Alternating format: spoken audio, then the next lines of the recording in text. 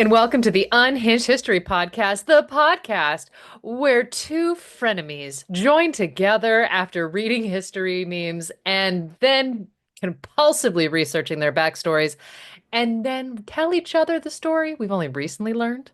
I am host number one. I am Theresa, and that is host two. That I'm is, Angie. At what point did we become frenemies? I thought we I were don't friends from the know. get. I Did have no did you have a idea. dream?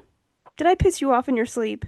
No, but the times that I have had a dream where Hubs pissed me off and I was upset at him for the day for the things that Sleep Mike did, unreal. Did the amount of times Ian's been like, "Ooh, I must have got you in your sleep, huh?" Yeah. Yeah, and you didn't even bring me flowers in my awake, so here we are. Mm. So I have a story that I was surprised by, and it's Okay. going to relate to another story that I tell you at some point, but I can't tell you the Okay. second story for a while, and that really bums me out. Um, I am going to tell you about Toto Koopman. I You don't don't know know why that her. rings a bell. It doesn't. Don't worry, it doesn't. You don't know her. Okay. Okay. How? Okay, go. My sources, the book Toto and Coco by Alan Frame, They.me has a story, the story of Toto Koopman, the free-spirited model who turned World War spy or World War II spy by Elisa Goodman. Podcast, Dan Snow's history hit Toto Koopman, socialite, Vogue model, and World War II spy. I love this for us. Are we ready? Yes. Okay, so Catherine Koopman is born in an Indonesian island of Java in 1908. She's half Indonesian. Mom is Indonesian, but she comes from Chinese ancestry, and she's also got a Dutch father. Now, the Dutch apparently had colonized Java like 3 centuries prior to, so that's what we're working with here. And the country is still full of prejudice, and it doesn't. Shocking. I know. Apparently, biracial is an issue or something to take umbrage against, which is weird to me. But these are things. Her mother, her, and her brother are all referred to derisively as Green Dutchmen because of the color of their That's skin, and a they're not phrase I've never heard. green by any means, but that is just the phraseology. Well, that's the same as I've never understood why people call people of Asian descent yellow. I'm like, what? I No, they're don't. not actually. Yeah, and I'm not white. I'm pink. I'm not even a color. I'm just pasty. I'm glue. Translucent, truly. Hold you up to a light and peer right on through. Um, Probably could. now I'm gonna call her Toto for the most part. I'll get to that. I'm gonna call. Okay, so her name is she goes by Toto. Her birth name is Catherine. She's named after mom, but dad had kind of a thing with horses, and his favorite horse's name was Toto. And apparently, that's where she gets the name from. She's named after Daddy Dearest's horse. You know, when you got a favorite, you got a favorite. You just pass the name on to your next favorite, I guess. Yeah, it's I never named my kid after any of the pets I had, Yeah, I can't say I've done the same either. but apparently I'm doing it wrong. So there's that.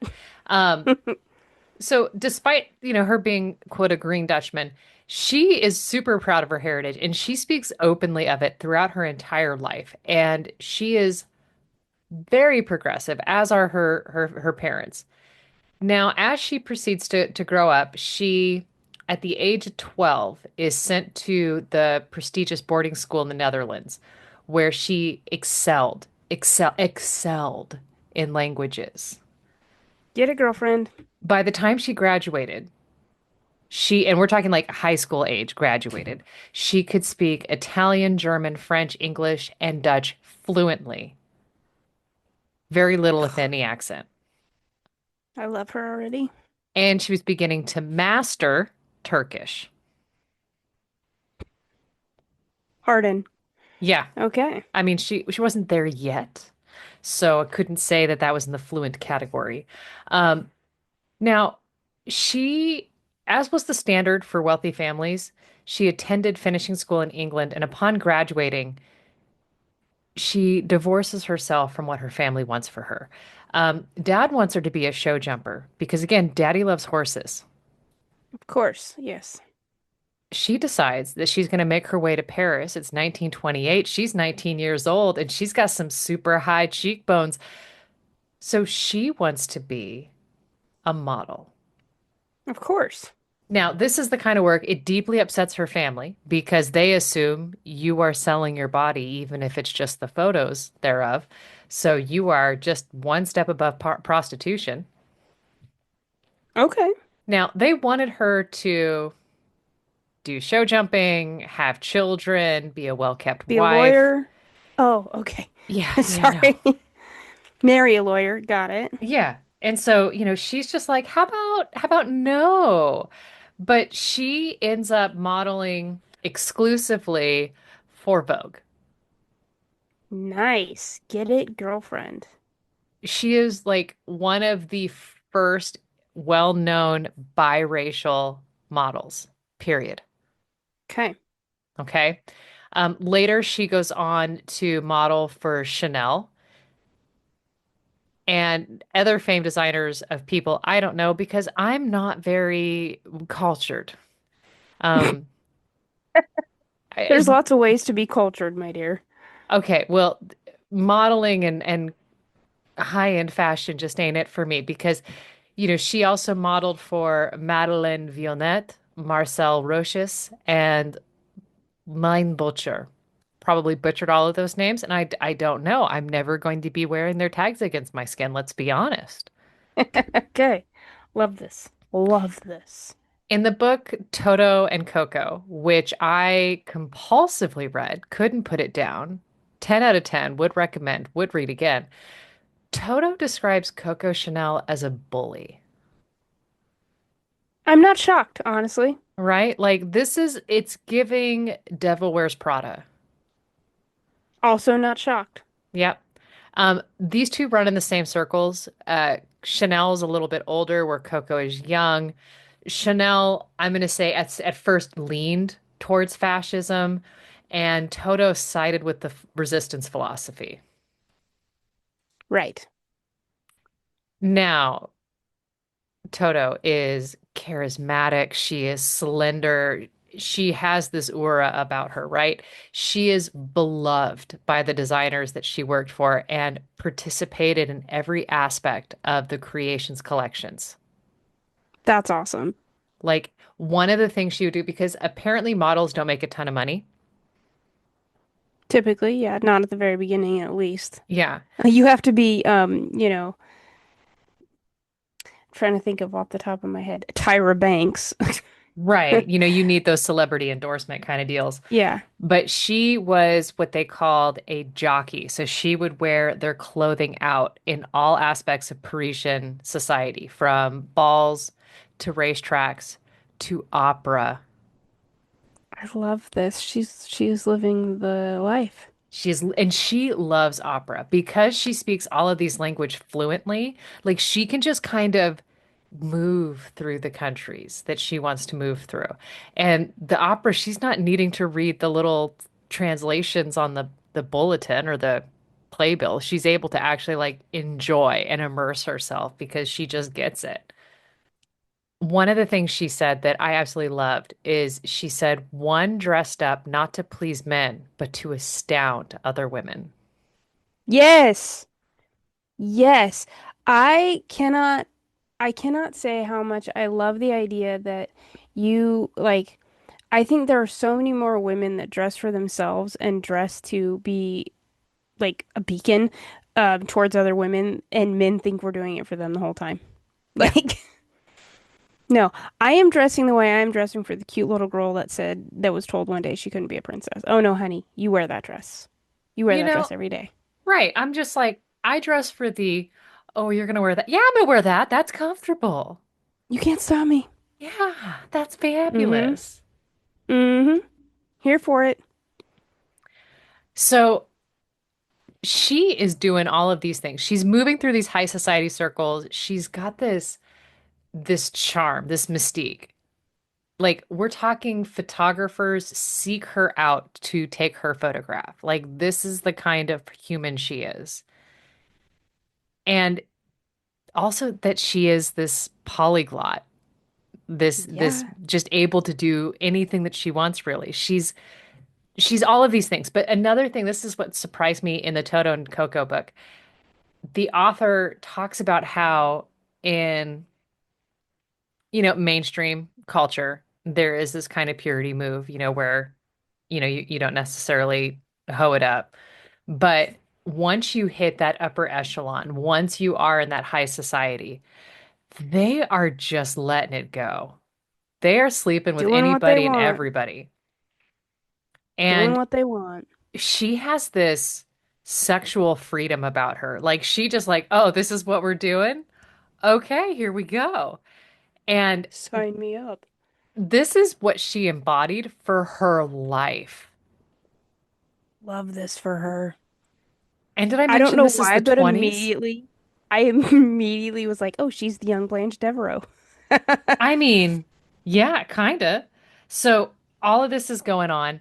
Now, she ends up, she has some distinguished women and gentlemen in her little black book. Have you ever heard the woman Tallulah Bankhead? That also sounds familiar, but I couldn't place why. Okay, so she is a actress who was big during this time, but she Okay. was extremely like over the top. Like everything, like I'm gonna butcher this quote, but she said something along the lines of, "My daddy warned me about men and alcohol, but he didn't say anything about women and or fast women and cocaine."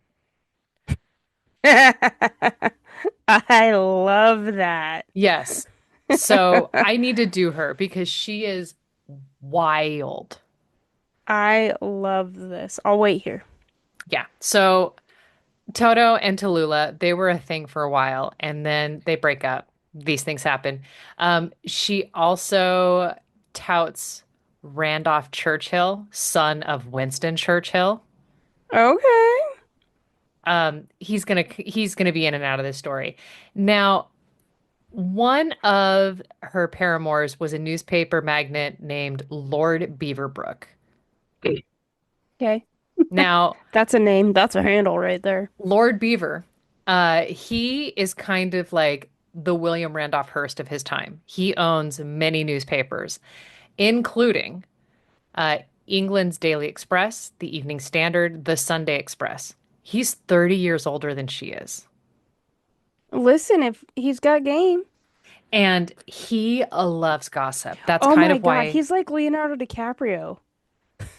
Elaborate? Because Leonardo DiCaprio always dates women that are like 30 years younger than him. Oh, that's what you meant by that. Okay. Yeah. So I was just like, Leonardo DiCaprio loves gossip. Go on. I'm Tell me about sure the he tea. does. I'm Um, sure he does. I don't know him personally, but I would have to assume. so she ends up, really kind of enjoying Beaverbrook's company for many reasons. First off, he loves the gossip and he's all about sending her out to go get some more. And it's through Beaverbrook that Toto begins to gather intelligence through or on the fascist and Nazi occupation of Europe that is beginning in 34. Okay. Because she can speak all these languages. Right, right, right. This is So, like the perfect setup, honestly. yeah. Um, she's rumored to have had a dalliance with the son-in-law of Mussolini because Okay. our girl, when I say sexually free, what I mean is, oh, maybe the son-in-law of Mussolini has tea. Let me sleep with him. Listen, I'm not judging. We listen and we don't judge. I mean, Get this it, girl used girlfriend. her honey pot and worked it. You remember Cersei saying power is power? Yeah. There you go. So the one thing that is the most scandalous is she ends up at one point, her most well-known affair, okay? She ends up going to meet Lord Beaverbrook at his office. And in his office is Lord Beaverbrook's son, Max. Now, Okay. Max knows who his daddy's mistress is. He Okay. knows the name. He sees Toto walk in. He goes, she's hot. Here's her name. It goes, that's dad's side piece. And those two fall in love. Of course, because why wouldn't they? Yeah. So Max is Toto's true love. Okay. Now, when Max and Toto start to become a thing, she breaks it off with Lord Beef. And that's when I like how that tickled you. I saw you like choke back a giggle there. Um, at one point, Max proposes to her, Oh, and this sounds like a terrible idea. she accepts. Oh, okay, okay. And this sends Lord Beaver into a tizzy. Well, but yes, excuse me, that's my side piece. Yeah, you know, um, she I had her later first. she later in an interview with Lord Beeve's granddaughter, which the fact that that happened cracks me up, explains that she never wanted to marry anyone. Okay, that makes sense. Now, they're together for 4 years, but they never marry. As Beaverbrook said, that he would offer them both lifelong pensions to not to. Oh, okay. So I'm just imagining that family dinner. Um, if There you wasn't a don't ton of marry family her. dinners after that came out, like it was as awkward as you think. Like it Okay, exploded rather extravagantly.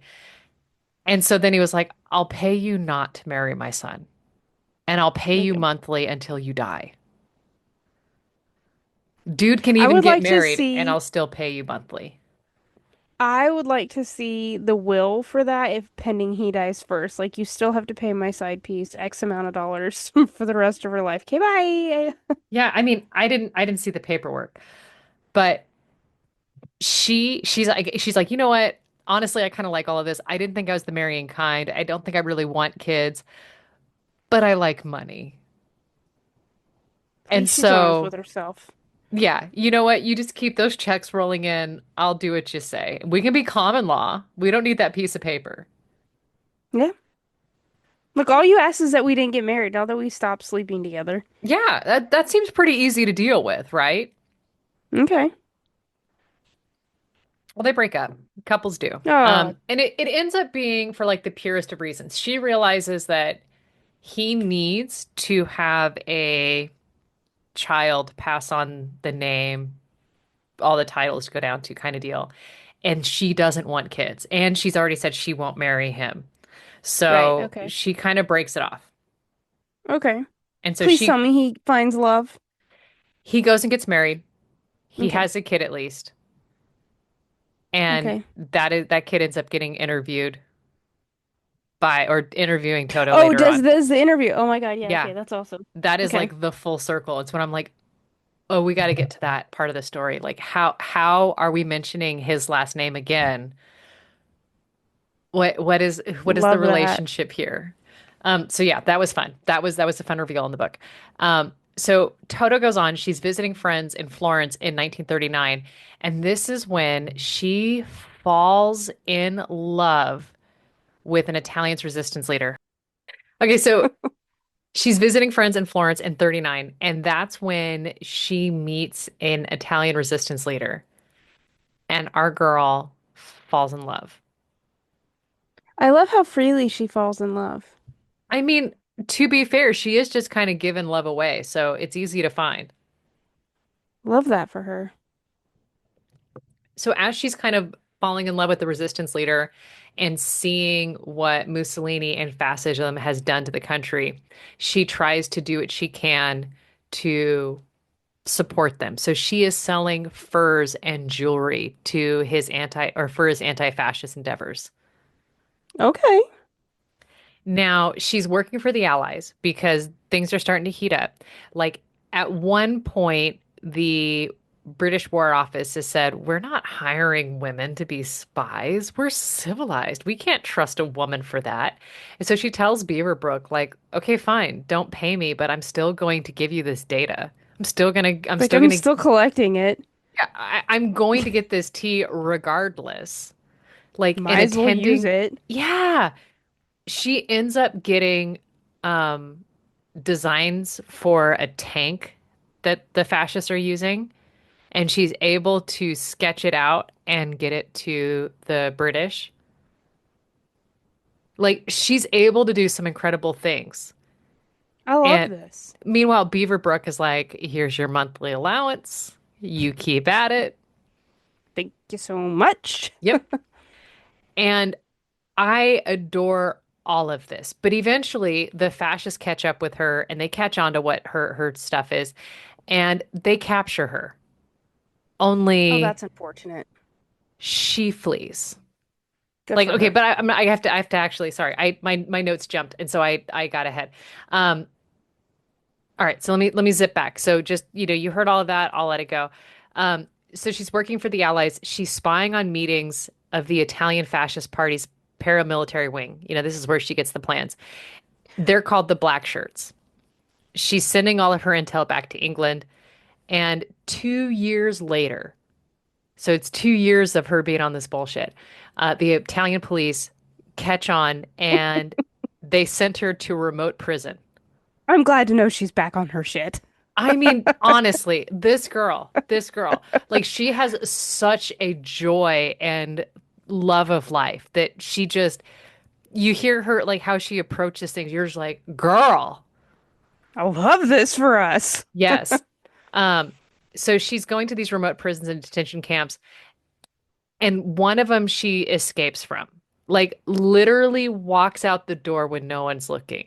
Like realizes nobody's paying attention, and she just sashays on through. Because honestly, with the minute you walk like you own the place, you own the place. And she figured it out and she just walked out the door. Good for her. So she ends up getting to Perugia.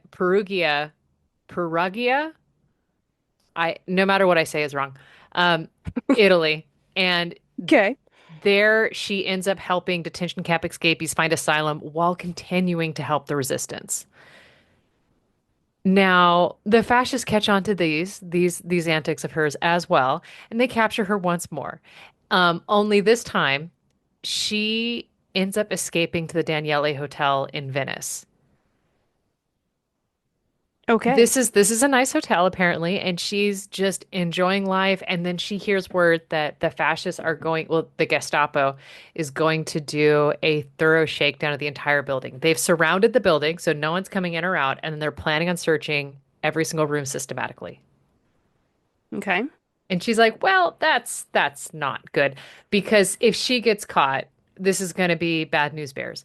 So her friend is this aristocrat. And she goes, girl, I got you. We're gonna throw this epic dinner party. It's gonna be lovely. We're gonna get you dressed up to the nines. You're a baroness of such and such. We'll figure that out later. And then she sits her Toto next to the man of honor, and Damn they have. it! I have really missed my calling. I'm so I mad. mean, day late and a dollar short. We were born too late in life and with too big of a waistline. But here we are, right? And so she is having a grand old time. The Gestapo are tossing all of the rooms, and nobody's thinking to check the woman sitting immediately next to the highest ranking man at the table. Because why would you? Absolutely Exactly. not. Because she's Yeah. also flirtatious. Listen. Yeah. Okay. I didn't ex Why? That's shocking. I, like, Yeah, she's having the time of her life charming this man. exactly. Now, okay, I love all of this because the Germans never suspect her, and she's like, "Oh, Baroness to something." The dinner went great, so I'm just gonna bum around and go to different cafes. She's thinking nothing of it because she just got off scot-free and she's feeling herself, right? So she's seated in a cafe and she's chilling. She's enjoying the vibe. She's writing a letter, and the Germans come in and they order everybody to remain where they are. Damn it. And they start going through and they realize that she's writing in French. And they kind of think, that's us. And so they arrest her, and she has no paperwork that says she's Baroness von something. Oh, devastating. And so the jig is up. They figure out kind of who she is, and she gets sent to the Ravensbrück concentration camp. I really thought you were gonna like Ravensbrück was gonna end up being also a hotel. Yeah, no, this is not a Doris Payne scenario. Ravensbrück Dang it. is like it is just onerous, right? It is one of the most notorious concentration camps. This one held primarily women. Gotcha. Okay. So this is not good. Not boding Now, well for Baroness von whatever. Von yeah, Liechtenstein. yeah. She is now being played by Heath Ledger. I honestly don't think that would work, right? I mean, Heath Ledger was a beautiful, beautiful man, but they are very different creatures. I've got picks at the end of the story. Oh, I'm so excited. Okay. Okay, now in Toto and Coco, and then there's another book I read, Codename Lise. I read both of them recently. They both talk about how picturesque the town that Ravensbrück is in. They said, like, Okay. as they're getting to the place, it looked like a resort, that there's flowers, very manicured gardens, a lake. If you're not paying attention, if you're in the camp, you can see the church tower. Okay, so this So is definitely messing with your psyche because it looks lovely, but it is not. yeah, but once you get there, you're like, oh, those gates slam really loud, and then it's hell on the other side. Um, this hellhole is Himmler's pride and joy. This is the Of one course he it is. spends the most time at. Of course it is. I hate that guy. Yeah. Now, he also has a fun home in the same town. So he Of comes course. and goes when he chooses to. So she's imprisoned at Ravensbrück. Now, this one opened in 38, and by the time it shut down in 1945, approximately 132,000 female prisoners would pass through the gates and 90,000 would die. Holy crap. All numbers are sketchy because when the camp was liberated, the camp overseer, I can't remember his official title, he ends up realizing that the gig is up. And so he takes everything, like all the paperwork he can, and he flees with a prisoner that he thinks is going to be his insurance policy. And I'll tell you that story another time. And they burn all the paperwork. Oh, okay. I thought you were gonna say it ended up in an Argentinian basement somewhere. No, because that would have been kept keeping it, and he probably wanted to bring other things with him. Now, so we truly don't know all of the horrors that went on there, Okay. but this is what it is. Now, Himmler at one point, so one of the people who've worked at Ravensbrück as or was a prisoner and was an office assistant at Ravensbrück because you all had to be Right. contributing members of society as we slowly kill you. They noted that they saw a paper on the camp director's desk, and it was from Himmler, and it said 2,000 women needed to die every month to be on track. Good Lord. On track for what? The spreadsheet. Now, we got to remember, Toto, she is a bisexual, mixed race resistance fighter. She is wearing all the badges in this camp. I mean, honestly, she's picking them up and playing them like Pokemon cards at this point. Yeah. Okay. Now, after just a couple months of poor sleep, grueling work, and super harsh conditions, Toto is losing weight. She doesn't have a ton to start with. I She's was a gonna say I can model. imagine she's very small to begin with. She would end up getting down to 70 pounds. Oh my God. Um, Good Lord. so she ends up, she's talking about how the camp itself, when you got there, she said she grew incredibly wise, learning that when you're in line for soup, you want to be last because this ensured that you get a better meal because the vats of soup aren't stirred. And so if you're last, you'll get some of the fiber, some of the scrapings of onion, some of the whatever poultry bits were put in there. Okay. And that is a really awful thing to have that knowledge hard won. Yeah. Now, the work detail is brutal. Some days they're doing things like repairing potholes. Other days they're mixing their own excrement in the still warm ashen bones from the crematorium. This is to make fertilizer for Oh, the okay. gardens and vegetables that she never saw. Okay. Now, she ends up surviving the camp just on her wits. At one point, she realizes that she's not going to make it if she keeps doing work detail. She's Okay. watching how hard this is. She's watching the women die around her. She's like, Right. I'm not going to make it. So she lies and she tells the guards in perfect German that she's a trained nurse. She was trained in Britain, but there's Oh, no way okay. to call and check because you're kind of at war with them. So you can't validate her creds. So she ends up start working at the infirmary. And in the infirmary, she is sneaking food to hospitalized patients. She's trying to do her best to heal them. She's also learning like women that were destined for the gas chambers because they were not doing so hot. She would hide them in the hospital's lavatory block, or she falsified their medical records. Like she did everything she could if she thought you had a chance to make it to give you Hmm. extra time. God bless her. Oh my gosh. In the camps, or in the camp, because she was only in the one, she organized a fashion show as a distraction where all the women wear the stuff that they have, the meager uniform they've got. And then she talked very honestly about her fashion work in Paris and Milan, just for a distraction, just to help everybody else kind of disappear from the camp for a couple mental moments.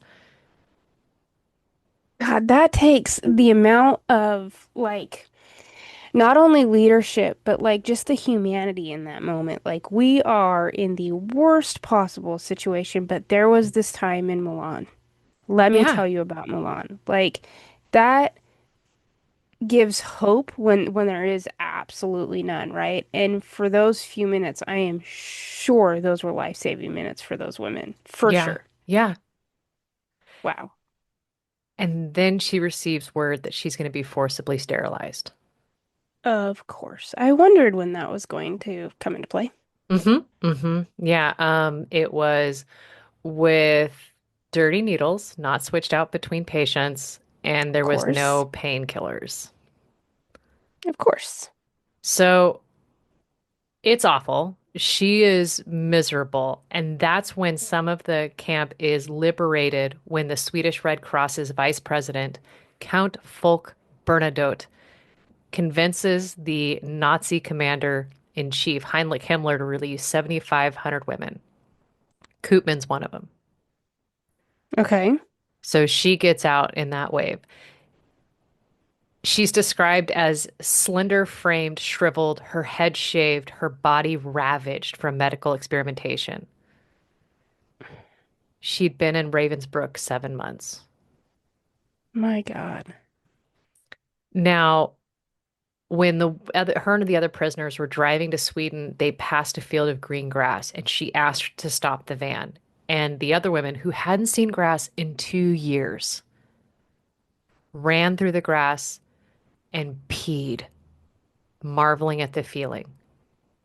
Just to get, they had to relieve themselves in the open field anyhow, right? But they wanted to go into the field to feel the grass, to like, we got to pee anyhow. We Touch might as well grass. enjoy, yeah, to have that stop. So once she is safe in Sweden and, in safety, Randolph Churchill sends her a care package. He sends her a couple of things. The bulk of the package is onions and garlic. He knows Okay. that she has been like just in it in the worst of it, and she's probably fighting quite a bit of things. And he knows the healing medicinal properties of onions and garlic and B how they help both, clean the butt. right? Yeah. So he's like, look, eat tons of these things, soups, broth, whatever you can do. Get a lot of this in your system, help it clean out your blood. He also sends wigs, Mm, knowing that she'd had her head shaved. that is And a then that is such a baller move. I know it is such Oh. a lovely, caring move. He shows up in person. He's got money, he's got clothes, and he's got another wig. he is shocked at how much she's wasted away. The clothes he bought, they don't fit. They have to safety pin them so that she can wear them so they can go have dinner. Oh my God. I'm devastated for her. Like, you always have, this is gonna sound so stupid, but you always imagine like rich people to be sort of out of it or like out of, Out of touch. Yeah. yeah, out of touch. And like his very human, like, I will buy my friend a dress. I will buy my friend a wig and I will take my friend to lunch. And to just like to do that kind of reminds you that we are all in fact human. Yeah. Like Yeah. maybe one of us is drinking Avion and the other isn't, but still Right. like, oh, I love him. Good for him. So because of Beaverbrook, because he's in the picture still, and the Red Cross, Koopman is able to settle in Switzerland in this place called Ascona. And Beaverbrook ends up like first off, Randolph Churchill ends up giving her like a huge chunk of money. Beaverbrook's like, hey, I owe you back pay, so here's a good chunk of money as well. And then your payments are going to continue monthly because a That's what I contract. promised. And then in 1945, she meets Erica Brawson.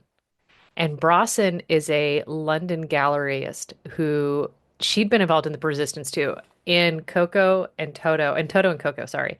Um, they go a little bit deeper into her background. She, I think she was born to German parents, and then she moves away from Germany.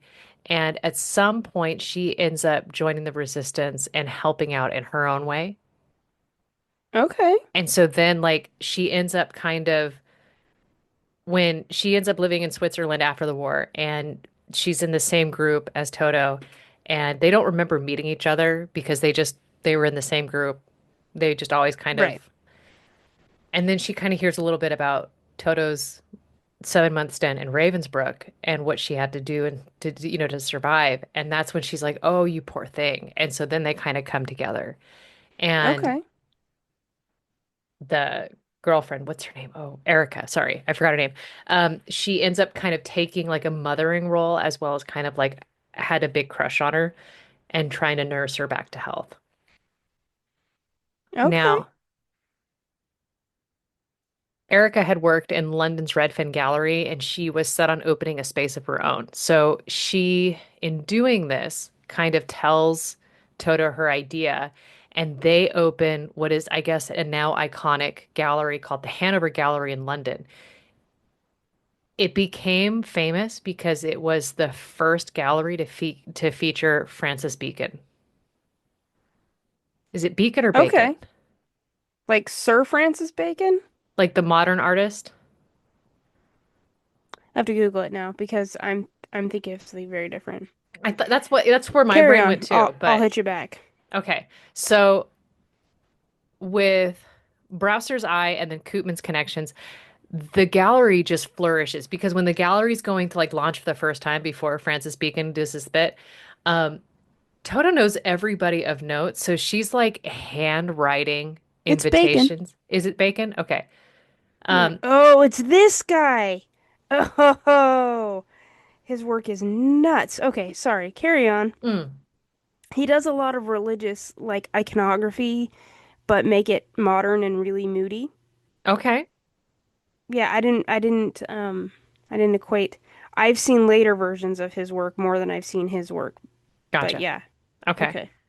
So either way, Toto, Erica, like when this gallery's launching, Erica's like, or Toto's like, hey, I know like all the royalty, all the who's who of society. So I'm just going to handwrite invitations to them so we can get Randolph Churchill there. So we can get Love Lord this. Beaverbrook. So we can get members of the aristocracy and nobility to like show up and grace us with their presence. So it ends up like taking off, right? So that's kind of what they do to kind of really make this go. So the gallery is not just the art, it's or the lure of the gallery at the time is not just the art. It's because they have this open relationship in a time where homosexuality is very, very illegal because that's not legitimized until 1967. So these two are considered kind of a curiosity that society just kind of deals with and tolerates. Right. Now, they are very like they live very openly with each other. Toto takes tons of lovers with her relation, even with her relationship, and that kind of hurts Erica's feelings. Towards the end of Toto's life, um, Erica becomes more controlling, and at one point, Erica starts going through some sort of mental decline, and Toto takes care of her. Well, that's all well and good until Toto has a stroke and breaks her hip. Oh, okay. And so now Erica, in the middle of decline, is supposed to be caring for Toto and no longer has the capacity or bandwidth to do so. Oh, okay. And the doctors are saying things like, make sure she gets friendship and fresh air. So Erica says, got it, dark room, nothing, no interaction, like won't let people in. And when Toto dies, Because she genuinely probably thinks that's that's probably what she right. feels she needs, right? So Yeah. I'm sure she's doing the right thing by her. But anyhow, Toto dies. Um, but dies in like 91.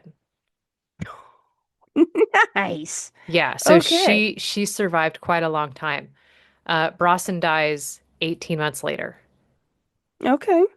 So I'm assuming they had, like she was probably very heartbroken that Toto died because this was Right. this was someone she loved. Toto had affection for her, but she doesn't, from what I've read, it doesn't seem that she had as much affection as she did for Max Beaverbrook.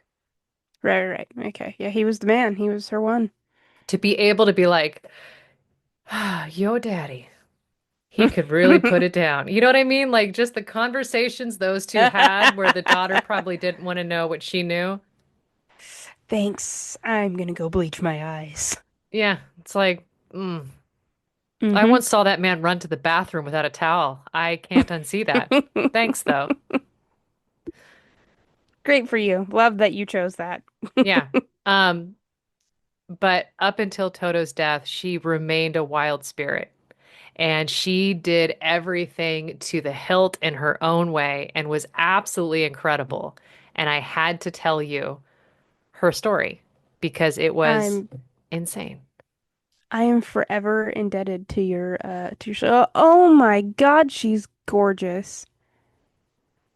Um, okay, so in her I can't quite tell what she's wearing in the first picture, but it's like just It looks portrait. like just a necklace, truly. That's what I was thinking. Okay, I couldn't tell if the necklace was attached to like a lower gown, but it looks like just the necklace. She's got the super thin eyebrows of the time, slicked back hair, very, yes, definitely model. In the next portrait, she is looking up towards the light and absolutely angelic.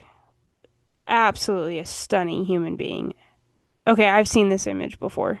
Yeah, like I'd seen that image, didn't know who it was. Yeah. Okay, so she's this is definitely a Vogue shot. She is walking down the stairs away from the bust of a statue.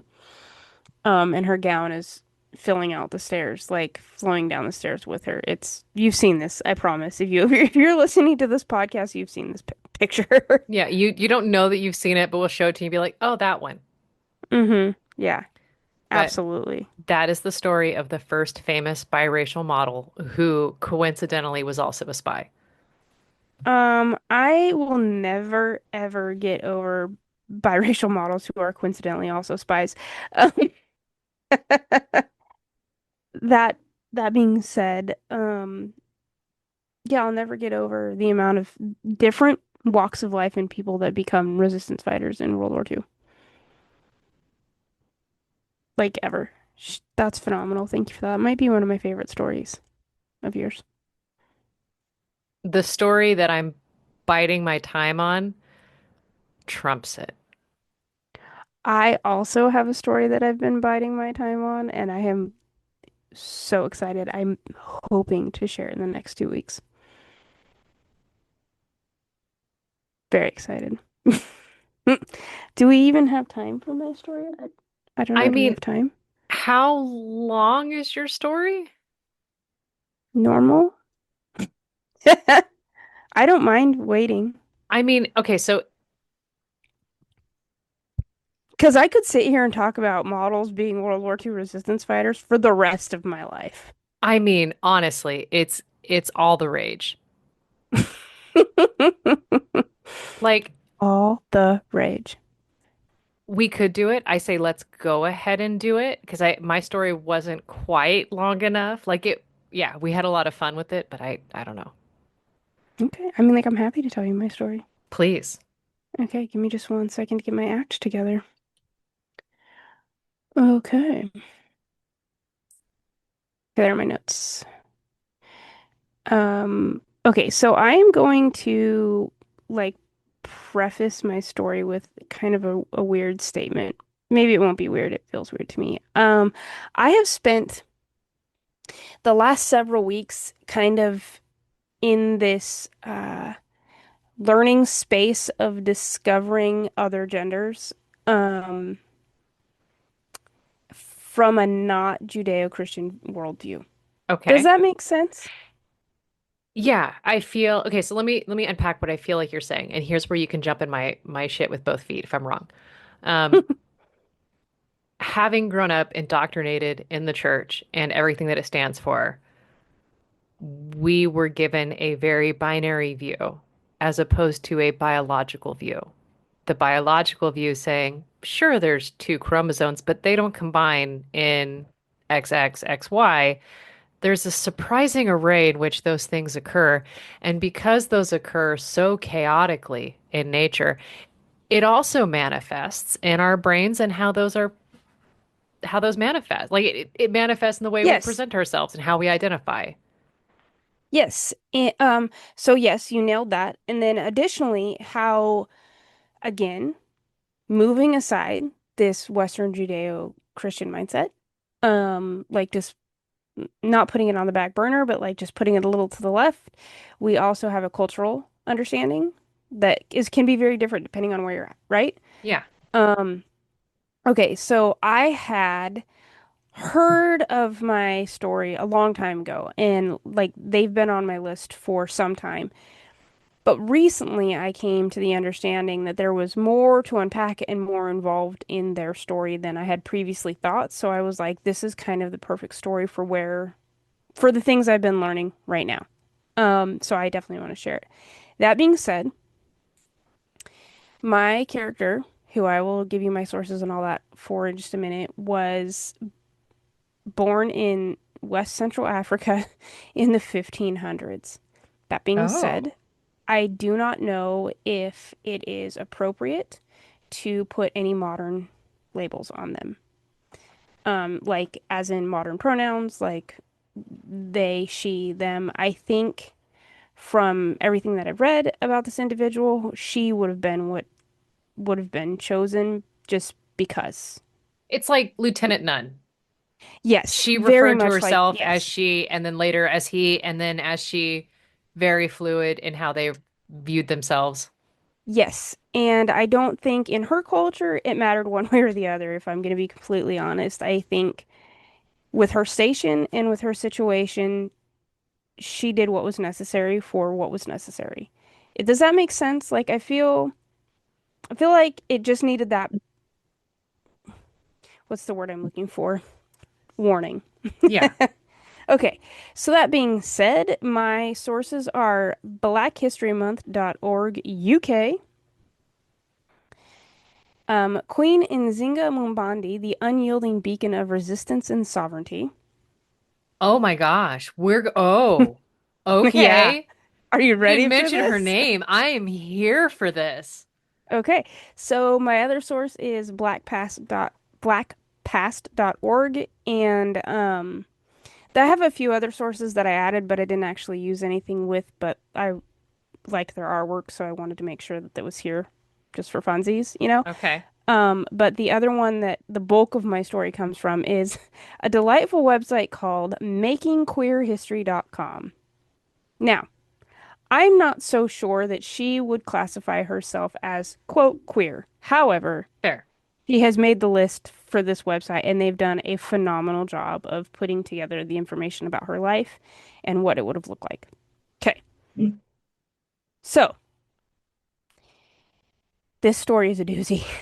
And I'm so glad we started with yours because, in a wild way, they're not very, definitely not very the same, but very along the same lines of hot dog, girl, get it. Okay, Um, but I suddenly felt bad, like maybe I should have been a palate cleanser, which is not a no, I thing I don't. think of. I know that's weird. You don't need to be the palate cleanser this time, but like when you told me your story, I went, "Oh my God, we should have swapped." Not in a bad way. Um, Are you so saying a very Teresa coded story? there's some Teresa coded moments in this story. I'm here for it. Tell me I love about you. my foremother. Okay. So like here's the backstory. During the latter part of the 16th century, we are dealing with the French and the English both sort of threatening the Portuguese, who at the moment have this monopoly on sources and area in of the West African coast. And one of their biggest exports is slaves. Mm. So just keep that in your noodle noggin. There is actually a Netflix docuseries that is narrated by Jada Pinkett Smith called African Queens, and season 2 is all about Nzinga. And they Oh, mention in the very beginning of the episode that the Portuguese are looking to move as many African slaves as they can to Brazil to help with their sugar manufacturing. yeah. Um, so this is kind of a thing for the Portuguese. And so they are looking to push more inland and, just expand their empire, if you will. Like they're trying to diversify. Like I couldn't think of any other word than that. I mean, truly, So, these modern words make sense. right, by 1580, they've already established a trading relationship with Afonso the First in the nearby Congo Kingdom. And then they turn their eyes to Angola, and that's where our story starts. So Nzinga, she's born around 1583 to the Ngola, which translates to king, and I'm going to butcher his first name, but I'm going to try really hard. I believe it is pronounced Kalangi, but no matter how many times I listened to it, I could not get it to come out of my mouth the right way. And we actually know her mother's name, Oh, Candela. And from what we know of her, she was actually formerly a slave that had been brought into their tribe and rose to be the king's favorite consort. this is giving Fred again. Right? Um, Very little is known about Nzinga's childhood other than she was born with her umbilical cord wrapped around her throat, and her mother took that as a sign of her coming greatness. Because apparently, in this culture and in this time, when you have survived a traumatic birthing experience, you are destined to be something. And I just think that's really pretty fantastic, Yeah. like if I'm honest, right? Um, because their society has this like lines pass through the matriarchy, but because there is a king that rules, her her life as what we would consider a princess is very much that she is doted on by her father, likely because she would never have been seen as a threat to her brothers. Now, I'm just going to give a little disclaimer here that Nzinga's story is huge. It's big. It's a whole thing. So I am giving you a very gross oversimplification of her life, and I would encourage anybody that finds anything that I say today interesting to do a deep dive on her because there's a lot. I would have been here for 13 days trying to tell you the whole story. Um, but I think that's about like that's the story of a lot of our characters, right? Like we could probably go on for ages. Um, so anyway, she is doted on by her dad in all the ways. She is raised in matters of diplomacy. She's taught statecraft. She's taught battle. She can speak multiple languages. So, like, all the things. Yeah. And dad has no problem with this because, again, he is probably viewing it from the perspective of she is not going to be a threat to any of her brothers because one of them is going to take over when I die. That's at least the understanding that we have today. However, during this upbringing, we're also dealing with the Portuguese being at their doorstep and a lot of, traumatic moments and infighting, and dad loses a lot of battles just trying to keep the Portuguese at bay. Um, so you can imagine that this is what she is growing up in. So she is seeing all of this and she is being trained in the diplomacy of all of this. And it's safe to say now that she was far better than any of her brothers at all of it. Nice. So we I have that going love for her, when like the best equipped one is the one prepared to take it. right? So it's 1617. Her father, like one of the things that Portugal does to gain dominance over the area and over their nation, is they're sending missionaries in. Like they're pulling all the tricks out of their sleeve to help get the Portuguese mindset and like kind of just subjugate her people. And her father constantly fights against every one of these things because that's not how we do this, man. Like, leave us alone, right? Um, Unfortunately, by 1617, he loses a series of battles with the Portuguese, and as a result, he's killed by his own people, which, big bummer. But now, her brother, having seen that she was favored by dad, this presents problems for him when he becomes the new Angola. His name is Mumbande, and he sees her as a direct threat regardless of what dad said. In fact, he pretty much sees everybody as a threat, and in a bid to secure the throne for himself, he kills everyone he thinks could be a problem. That means relatives, other members of his court, including Nzinga's own son. And while he lets Nzinga and her sisters live, he ensures that they will not continue to bear children and has them sterilized. Oh my. And there's two things I'm unclear about. She was about 30, around 30 to 35 at this time when her son was murdered. And I'm unclear of who the father was. Like, I can't find any information on that. I don't even know if it's out there. But I thought that was, first of all, horrible on her brother's part. Second of all, I have recently read how that could have been done to sterilize a woman in West Central Africa in the 1600s. And I can't You're imagine she went to this easily. you're not sharing with the class, right? I'm not going to share with the class Okay, please and because, thank you, because I held back for you. yeah, I'm not sure how right my sources were on it, and nor do I want to share it with the class. If you're interested, go by all means Google it yourself. I'm not here to be the Debbie Downer. Um, but the gist of it is generally people are not a fan of his work, and they believe him to be more or less a puppet of the colonial powers and overall a weakling. I mean, typically, if you need to exert that much force. Right? And so they're not a fan. Um, However, when he gets in over his head with the Portuguese, she still shows up, despite the obvious issues between them in 1622 to negotiate with the Portuguese for the release of her people. Now, arriving at this meeting, the Portuguese they've sort of set up this space, like I don't know if it's an office space or what they might consider just a receiving area, but there is one seat in the room and the Portuguese diplomat is sitting in it. And there's basically like a mat on the floor, I know this part of the story. Carry on. I'm excited. right?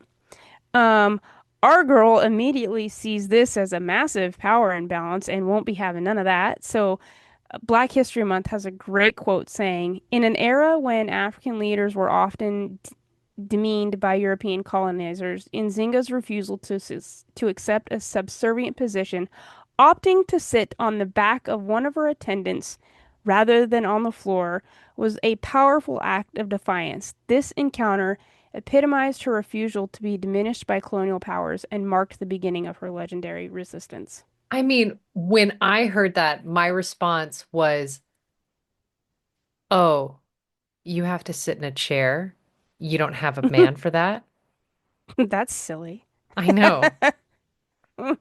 One of the things that I think is really interesting, because when I was first thinking about this scene, I was like, I wonder if her attendant was like, oh, crap. Like, It's Tuesday. Damn it. right. Yeah. Ugh, I knew this was going to happen. But one of the things that I read, like across the board about her, is that her people adored her. One comment made suggested this was from a Dutch traveler coming through the area, suggested that when she walked by, the people fell to the ground and kissed it. Oh. Like, so my initial thought of like, oh, it's Tuesday. Maybe this attendant really was like, oh, allow me. I would love to be your seat for the day. She Um, sat on me, guys. Sat on me for the can you entire meeting. believe it? The whole My meeting. these arms, they still ache. I can't feel them. Oh my Um, gosh. And you know yeah, what? that's Best day ever. right. Workman's comp has never been more incredible than this. Loving this. I gotta go home and tell my mom. Um, so our girl Nzinga, she's like not phased by this at all, and she spends the whole meeting sitting like that. Not only that, but she walks out of the meeting having negotiated her brother's freedom as well. So the freedom of her The same people, brother who did her dirty. yeah. And I'm a That's little class. unclear, right? So her sources, like her story is murky in a lot of places, but a lot of the other sources did not suggest her brother was captured, but this one did. And either way, whether he was or not, is really relevant because she got what she came for. She got the release of her people, whether her brother was included or not. Um, Shortly I mean, you after can keep her, all but one. I know, right? Like you I can mean, like, actually I'll keep take, that one. honestly, that, yeah, Yeah. leave I, Larry, but everybody the else, you're rest, you're coming with me. Red Rover, send everyone but him over. Yeah. Oh, Yeah. he came anyhow. Mm, All right, that's fine. That's fine. I get whatever. it. It's awkward to get him now. Because we have to. The plate's already set. Um, regardless, though, soon after this event, her brother dies mysteriously. Oh A lot no. of sources suggest suicide. Okay. So she immediately takes his place as the Ngola. And up to this point, there hasn't been a record found suggesting another female ruler of the Ndongo before her. Um, at this point, a couple of really metal stories come out. One suggests that she would have eaten the hearts of her brother's family after he died, just to make a point. I'm unclear if that's true, but I really like the visual I it gives mean, you. it is incredibly dark, but it's some good lore. Right? Like if the neighborhood kids are saying that about me, okay. Like I'm here for Yeah, it. honestly, just own it at that point. Right? They also suggest that she may have drank the blood of decapitated slaves before battle. I'm unclear if either of those are true, but I'm here for either one of them and I'm choosing to believe it. They sound like just good lore. You know what I mean? Like Doesn't they've it? got all of the earmarks of this is made up. This is some creepy pasta. I feel like what happened was the Dutch traveler that was coming through sort of heard rumors and was like, "Oh, we got to sell this story, peeps. Yeah, Like, this honestly, is what we're this is saying." legit. These people scare me anyhow. If you tell me that, she's a monster and's got an elbow in the middle of her forehead, I'm gonna buy it. Yeah, sure, let's go. I believe it. What we do know for sure about her reign is that it's characterized by her adept use of both diplomacy and military tactics. She understands the importance of a good alliance, so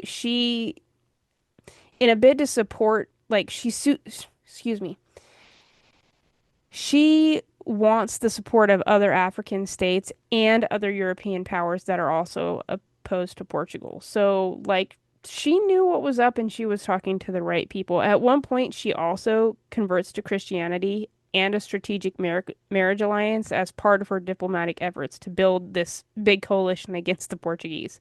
Because her goal is to eliminate the Portuguese control of her people by any means necessary. Like, get them off my lawn.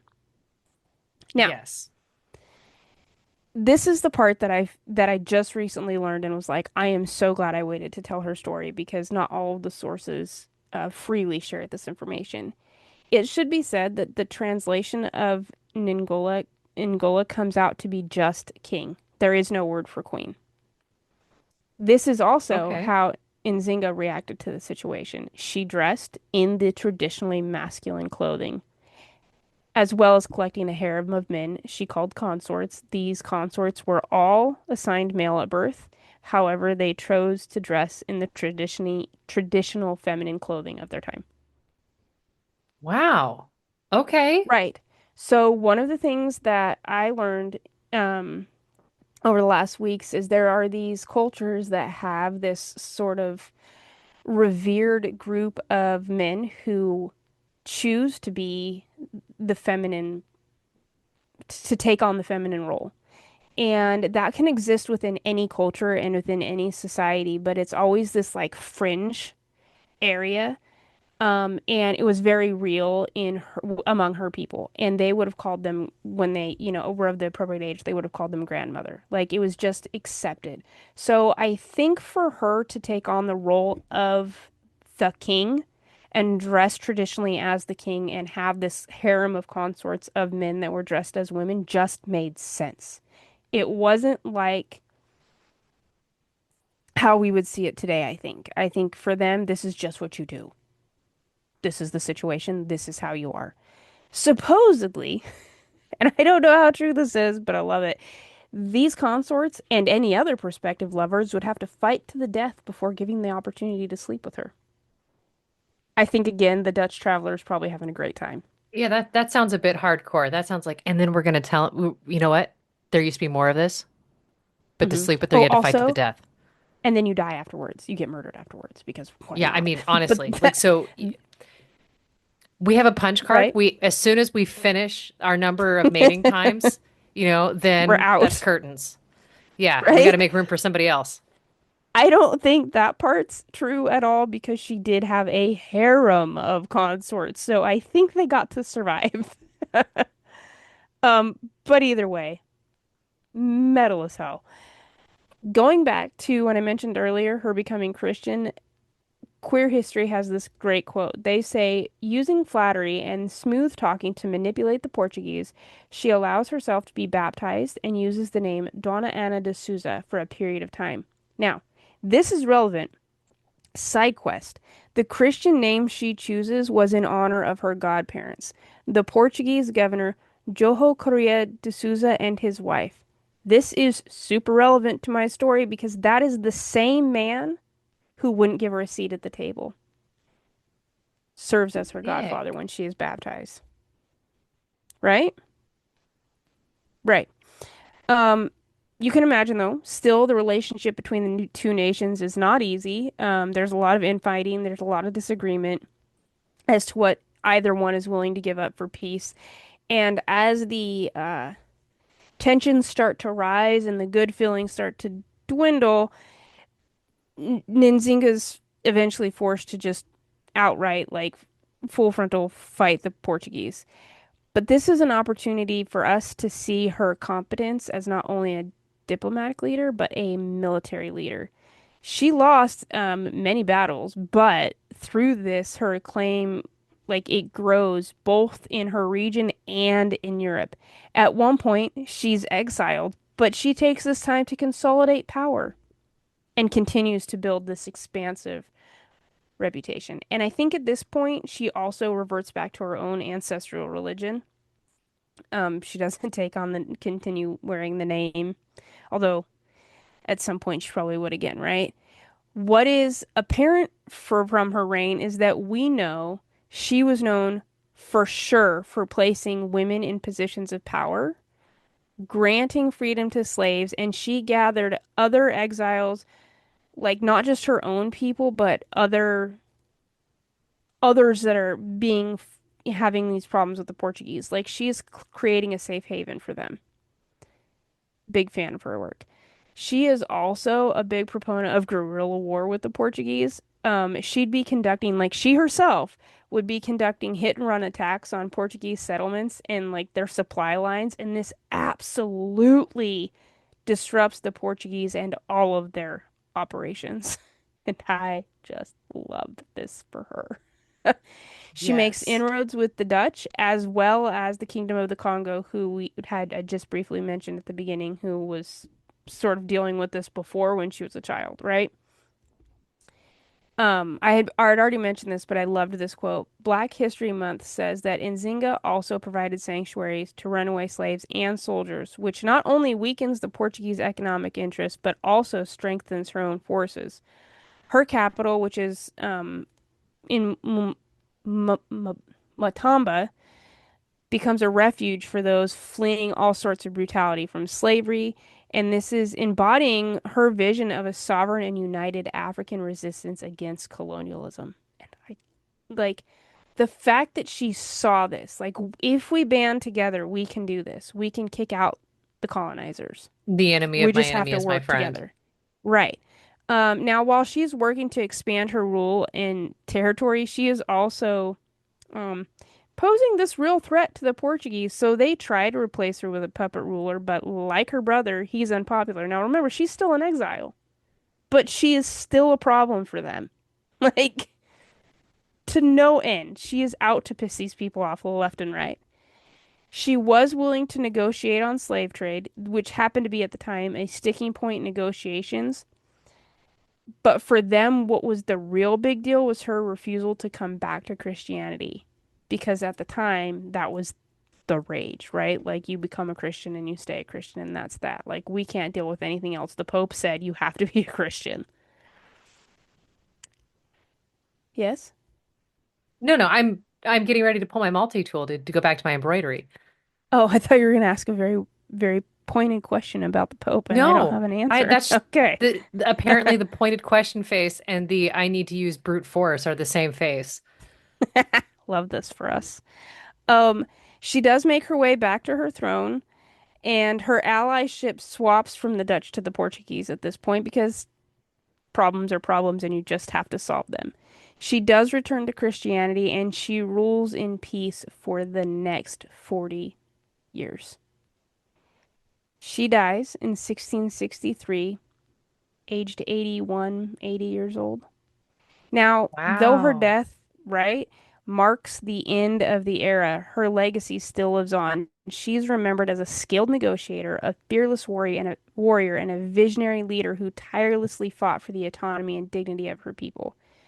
I love this quote. I cannot remember what source I got it from, but they said Nzinga managed to preserve Ndongo independence for a generation. Indeed, it was not until the early 20th century that the Portuguese finally broke Mbundu resistance. So they fought over this until the 20th century.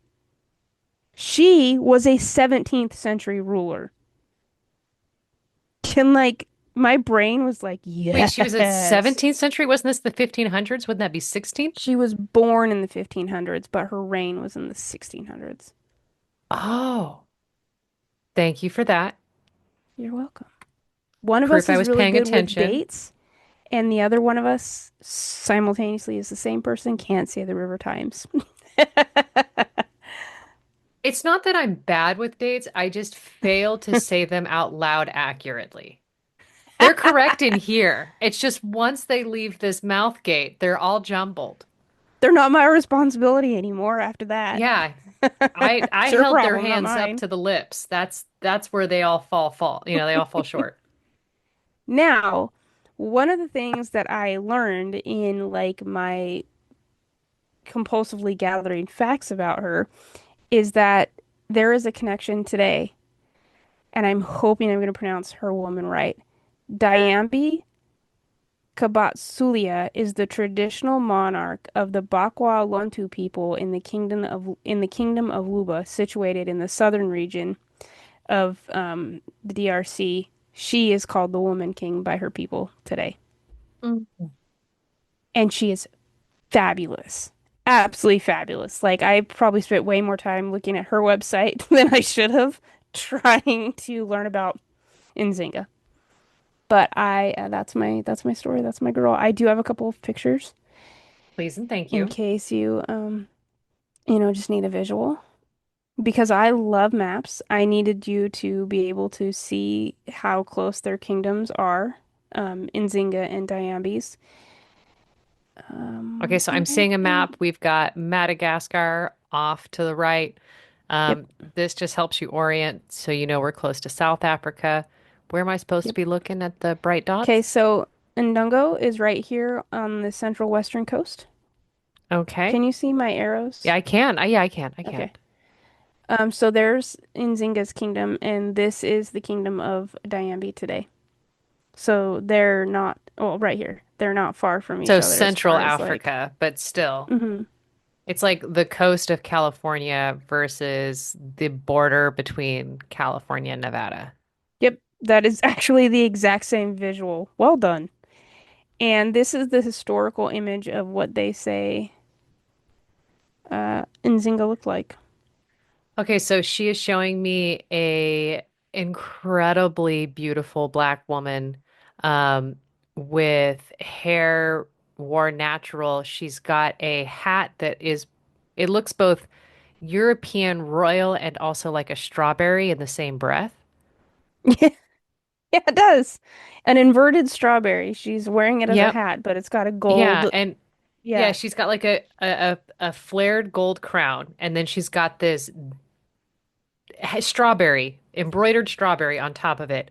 And then there's little blue feathers on top of that. It's really striking, despite me calling it a strawberry. Like that is just, I'm trying to paint a picture and I'm really making it sound awful. And then No, she I think you're has doing a like great job. a fur stole and a bejeweled brooch holding it together with a bit of green cloth overlaid on top of it. And then she's wearing a blue beaded necklace. She is striking. Right? So I had seen this picture a long time ago, and this was kind of how I discovered her, but I so glad I waited because I was really hoping I could find a really special individual to share for the month of June. Like, not that they're all not special, but you know what I mean? Like, her There's story some where really you stuck have out to me. like, okay, do you remember when we did Stonewall and I made the mention of the acid dealing bartender, Maggie Jiggs? Yeah, I spent an unhealthy amount of time trying to find more about her and came up empty-handed. Bumpkiss. And I so wanted to tell the story of that individual because that one liner, Right? Yes. So like that's you, why I chose she wasn't Nzinga. boring. Yeah. So to hear about Newt, how do I say her name again? Your queen, Nzinga. Nzinga. Um, like I'd heard about the servant sitting story and I was like, hell yes. But that's truly hmm all I knew. I knew she was a badass. I knew that she did that. And I was like, there's more to it. And then I was like, oh, look, something shiny. Oh, I'm hungry. Do we have cheese? Like that was like It's my internal monologue. the story of my life, honestly, every single day. But I was so glad to like learn what I learned about her and her I don't even want to call it sexuality because I think it was just her her situationship. Like Yeah, I mean, the it politics. just yeah, it kind of opens your eyes to a whole other set of understanding outside of what like we just know to be I'm bi or I'm gay or I'm straight or any of these things, right? Like in places there are still culturally different ideas. And I think that's Yeah, really why I wanted to highlight her. And I think that it's impressive. And I loved knowing she had a harem of men because, you know, honestly. good for her. Good for her. Yeah. Yeah. I mean, I still better have better hair than all of them, but here we are. That's just I my mean, requirement. look, that's good for you to know, and that's the standards you need, and I'm here for it. And I'm stoked you brought her to me because I would have gotten to her eventually, Right? but not soon I'm enough. I'm glad we had on the same day. This is what I was saying. I'm glad we had on the same day these two just amazing badass women who lived very different lives, but probably would have been best friends in real life. Yeah. Yeah. Yeah. Honestly, I see your girl driving down the street with Miss Barker in her pink champagne tossed. Yep. Yeah, her Goodness. champagne or her gasoline or petrol-filled champagne bottles as she makes her way out of the country. Yes, Um, scarves blowing in the wind. so if you're wondering if next week we'll bring up a World War II spy, probably, Yeah, the chances or are high. incredible women that you should emulate, then rate, review, subscribe, share us with your favorite veterinarian because they don't get enough love, I swear to you, for no Or your reason. favorite friend whose back you want to sit on, Yeah, you know. let them guess which one they are. They could be one and the same. Ooh. Oh, well done. And on that note, goodbye. Bye.